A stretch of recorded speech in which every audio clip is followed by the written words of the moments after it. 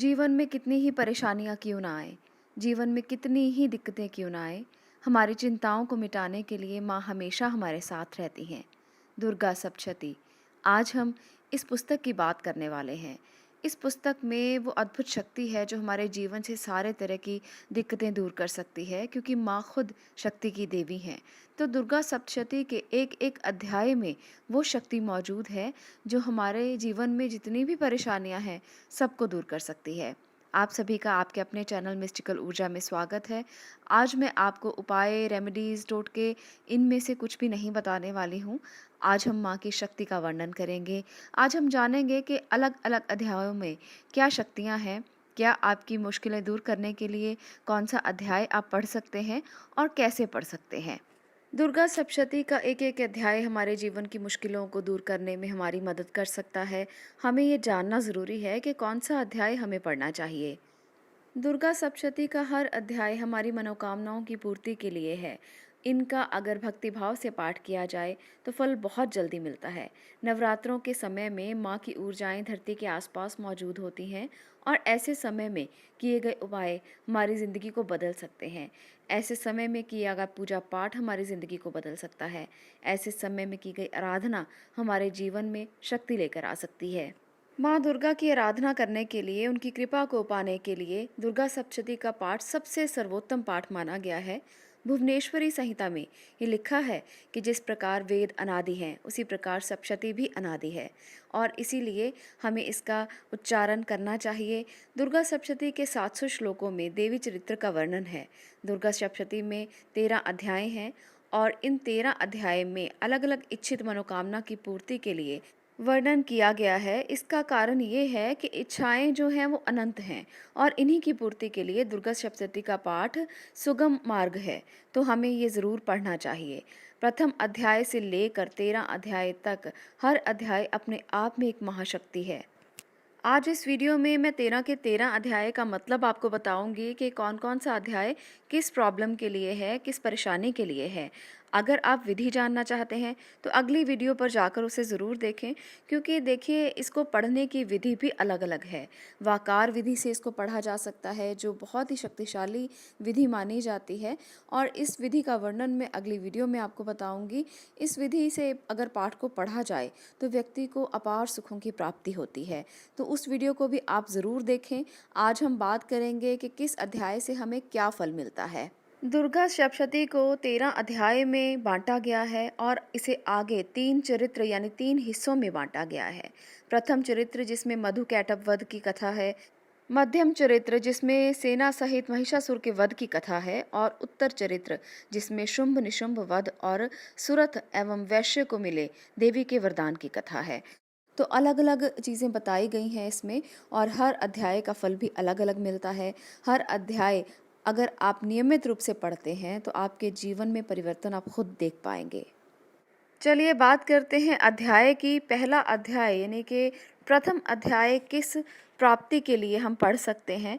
हर प्रकार की चिंता के लिए, मानसिक विकारों की वजह से आ रही अड़चनों को ये पाठ दूर करता है, मन को सही दिशा की ओर ले जाता है और जो चेतना खो गई है उसको इकट्ठा करता है। तो इस पाठ को करने से सभी तरह के दोष दूर होते हैं जो मानसिक रूप से आपके आगे आते हैं, जो आपके मानसिक चिंताओं का कारण बनते हैं। प्रथम अध्याय को पढ़ने से आपकी हर तरह की मानसिक चिंता दूर होती है। दूसरा अध्याय, अगर आपके जीवन में मुकदमे आपका पीछा नहीं छोड़ते, झगड़े पीछा नहीं छोड़ते, विजय पाने के लिए आपको इस पाठ को ज़रूर करना चाहिए। दूसरा अध्याय पढ़ने से आपके जीवन से कष्ट दूर होते हैं, मुकदमे झगड़े दूर होते हैं, झूठे लांछन दूर होते हैं। परंतु एक बात का ध्यान ज़रूर रखिएगा कि अगर ये मुकदमे और झगड़े आपकी वजह से हों तो आप पर इसका बुरा परिणाम हो सकता है, क्योंकि माँ कभी भी उस व्यक्ति का साथ नहीं देती जो खुद बुरा हो। तो इसलिए ध्यानपूर्वक इस पाठ को करें, किसी का बुरा करने के लिए कभी ना करें।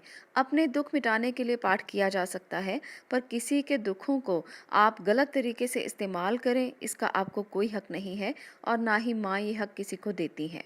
अब बात करेंगे तीसरे अध्याय की। दुर्गा सप्तशती का तीसरा अध्याय शत्रुओं से छुटकारा पाने के लिए पढ़ा जाता है। यदि शत्रु बिना कारण बन रहे हों, आपका कोई नुकसान करने की कोशिश कर रहा हो, चाहे वो आपका गुप्त शत्रु हो, चाहे कोई सामने आकर आप पर वार कर रहा हो, तो इसके लिए आपको तीसरे अध्याय का पाठ करना चाहिए। तीसरा अध्याय पढ़ने से आपको शक्ति प्राप्त होती है, शत्रुओं से लड़ने की शक्ति प्राप्त होती है। शत्रु जो भी हो, कोई भी शत्रु हो आपके, वो पीछे हट जाते हैं और आपको पता भी नहीं चलता कितने प्यार से माँ ने आपको अपनी गोद में उठा लिया है और आपके शत्रु देखते ही रह जाएंगे। इतनी शक्ति है इस पाठ में। तृतीय अध्याय का पाठ शत्रुओं से छुटकारा पाने के लिए किया जा सकता है। अब बात करते हैं चौथे अध्याय की। चौथा अध्याय शक्ति दर्शन के लिए, भक्ति के लिए, जो लोग साधना से जुड़े हुए हैं, जो बहुत देर से साधना की प्राप्ति चाहते हैं, उन लोगों को चौथे अध्याय का पाठ करना चाहिए। सामाजिक हित में साधना को चेतना देना चाहते हैं, उन लोगों को दुर्गा सप्तशती के चौथे अध्याय का पाठ अवश्य करना चाहिए। ऐसा करने मात्र से माँ की शक्ति, माँ की भक्ति, माँ की साधना का पूर्ण रूप से फल मिलता है और इस अध्याय को करने से भक्ति की चरम सीमा पर आप पहुँच सकते हैं। आगे बात करते हैं पंचम अध्याय की। भक्ति, शक्ति, दर्शन के लिए हर तरह से परेशान हो चुके लोग जो ये सोचते हैं कि मंदिर दरगाह जाकर भी कुछ नहीं मिलता, वो इसका नियमित पाठ करें। जिनका भक्ति से विश्वास उठ चुका है वो इसका पाठ करें। आप लोगों के लिए भक्ति की वो चरम सीमा आप पा सकते हैं इस अध्याय को पढ़ने से जो आप खो चुके हैं। आप लोगों के लिए पंचम अध्याय आपको माँ की सच्ची तस्वीर से अवगत कराएगा। ये अध्याय आपको भक्ति की चरम सीमा पर पहुंचाएगा। आगे बात करते हैं छठे अध्याय की। अगर आपको किसी भी तरह का डर लगता हो, शक लगता हो, बाधा लगती हो, किसी भी तरह से आप हर काम को करते हुए डरते हो, तो आपको छठे अध्याय का पाठ करना चाहिए। राहु का बहुत खराब होना, कुंडली में केतु का पीड़ित होना, तंत्र बाधाओं से पीड़ित होना, जादू, भूत, इस तरह के डर आपके मन में रहते हो, तो आपको इस अध्याय का पाठ करना चाहिए। छठे अध्याय का पाठ करने से जीवन में किसी तरह का कोई भय नहीं रहता, किसी काम को करते हुए डर नहीं लगता, रात को सोते समय बुरे सपने नहीं आते। बच्चों को भी आपको सिखाना चाहिए कि इस पाठ का अध्ययन कैसे किया जाता है। छठा अध्याय जीवन में हर तरह के भय और डर से मुक्ति दिलाता है, इसलिए इस अध्याय का पढ़ना बहुत ज़रूरी है। जो व्यक्ति डरते हैं, कमज़ोर हैं, उन्हें इस पाठ का अध्ययन ज़रूर करना चाहिए। आगे बढ़ते हैं सप्तम अध्याय की तरफ। सप्तम अध्याय को पढ़ने से हर तरह की मनोकामना पूर्ति होती है।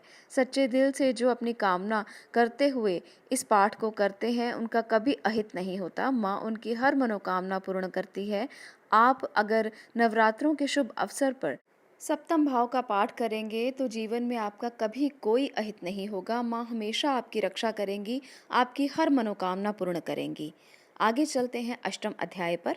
अष्टम अध्याय को पढ़ने से क्या फल मिलते हैं, आइए इसे भी जानते हैं। अष्टम अध्याय यानी कि मिलाप और वशीकरण के लिए इसका बहुत महत्व है। वशीकरण गलत तरीके से ना करें, अपितु किसी की भलाई के लिए करें। कोई आपका गुम हुआ व्यक्ति है, उसको प्राप्त करने के लिए, कोई आपका बिछड़ा हुआ व्यक्ति है, उसे प्राप्त करने के लिए, अपने परिवार को फिर से मिलाने के लिए, अपने परिवार की प्राप्ति के लिए और किसी भी बिछड़े हुए व्यक्ति को ढूंढने के लिए इस पाठ का अगर जाप किया जाए तो इसके परिणाम बहुत शक्तिशाली रूप से मिलते हैं। अष्टम अध्याय का पाठ करने से संपूर्ण वशीकरण हो सकता है। आपको इसे ज़रूर पढ़ना चाहिए अगर इस तरह की कोई भी परेशानी आपके जीवन में है। आगे है नवम अध्याय।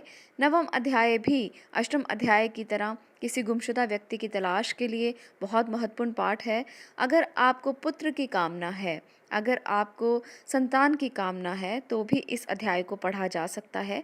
नवम अध्याय से जो लोग घर छोड़कर चले जाते हैं, खो जाते हैं, उनके लौटने के लिए इस साधना को किया जाता है। अष्टम और नवम अध्याय में इतना ही फर्क है कि अष्टम अध्याय का पाठ वशीकरण के लिए ज़्यादा किया जाता है और नवम अध्याय का पाठ गुमशुदा की तलाश के लिए किया जाता है। परंतु दोनों ही अध्याय आप पढ़ सकते हैं अगर इस तरह की कोई भी परेशानी आपको है। दशम अध्याय। दशम अध्याय का पाठ करने से भी गुमशुदा की तलाश हो सकती है। हर प्रकार की कामना के लिए, पुत्र प्राप्ति के लिए और अच्छी संतान के लिए दशम अध्याय का पाठ किया जाता है। देखिए, अगर बच्चे गलत रास्ते पर चल रहे हों, कहना ना मानते हों, ज़िद्दी हों, हठी हों, तब दशम अध्याय का पाठ घर में ज़रूर करना चाहिए। ऐसा करने से आपके बच्चे आपका कहना मानेंगे, आपके बच्चों को सही रास्ता माँ दिखाएँगी, आपके बच्चे सही कदम आपके साथ मिलाकर चलेंगे और आपकी हर बात को मानते हुए आगे बढ़ेंगे। आगे है एकादश अध्याय। एकादश अध्याय का पाठ जो है वो नियमित रूप से उन व्यक्तियों को करना चाहिए जो व्यापार में लाभ चाहते हैं, सुख संपत्ति चाहते हैं। कारोबार में अगर बार बार हानि हो रही है, बहुत सारे उपाय करके आप थक चुके हैं, तो ऐसे में आपको एक बार एकादश अध्याय का पाठ ज़रूर करना चाहिए। अगर आपके घर में पैसा रुकता नहीं है, बेकार के कामों में पैसा व्यर्थ चला जाता है, तो ऐसे में आपको दुर्गा सप्तशती के एकादश अध्याय का पाठ ज़रूर करना चाहिए। इसको करने से धन की बरकत बढ़ती है, धन के आने की आगमन जो है वो आपको बहुत आसानी से होने लगता है। धन का आगमन जब होने लगता है तो सुख संपत्ति बढ़ती है, व्यापार बढ़ता है, जीवन में जीने के रास्ते खुलते हैं। तो इसके बहुत लाभ हैं, एकादश अध्याय का पाठ अवश्य करें। आगे चलते हैं 12वें अध्याय की तरफ। द्वादश अध्याय क्यों पढ़ा जाता है? व्यक्ति को जीवन में मान सम्मान की अगर प्राप्ति नहीं होती, लाभ प्राप्ति नहीं होती, इज्जत नहीं मिलती, बार बार आरोप प्रत्यारोप लगते हैं, तो ऐसे में 12वें अध्याय का पाठ करना चाहिए। इस अध्याय का पाठ नौकरी में मिल रही बेइज्जती के लिए भी किया जा सकता है। कुछ लोगों को कभी भी नौकरी में परेशानियां आ जाती हैं, इज़्ज़त नहीं मिलती है, लोग परेशान रहते हैं कि नौकरी में बॉस से बहुत सारी दिक्कतें होती हैं। तो ऐसे में द्वादश अध्याय का अगर आप पाठ करते हैं तो मान और सम्मान की प्राप्ति होती है। आगे बढ़ते हैं त्रयोदश अध्याय की तरफ, जो आखिरी अध्याय है दुर्गा सप्तशती का। भक्ति की प्राप्ति के लिए, साधना के बाद पूर्ण भक्ति के लिए इस पाठ को अवश्य करें। इस पाठ को करने से पूर्ण रूप से माँ की अत्यंत कृपा आप पर पहुँचती है, क्योंकि ये भक्ति का ही पाठ है। भक्ति की प्राप्ति जो चाहते हैं वो नियमित रूप से इस अध्याय का पाठ अवश्य करें। माँ आपके जीवन की हर समस्या को दूर करेंगी, हर परेशानी को दूर करेंगी। और अगर आप इसकी विधि जानना चाहते हैं तो अगली वीडियो को भी ज़रूर देखें। आज मैंने आपको 13 के 13 अध्यायों का वर्णन बताया कि किस लिए किए जाते हैं ये अध्याय और कैसे माँ आपको फल देती हैं। आज के लिए इतना ही। अगर आपको ये वीडियो अच्छी लगी हो तो अपने दूसरे दोस्तों मित्रों के साथ इसे शेयर ज़रूर करें, ताकि सभी अध्यायों के महत्व के बारे में वो भी जान सकें और इस तरह से अपने जीवन से कष्टों को दूर कर सकें। आपका इस वीडियो को देखने के लिए धन्यवाद।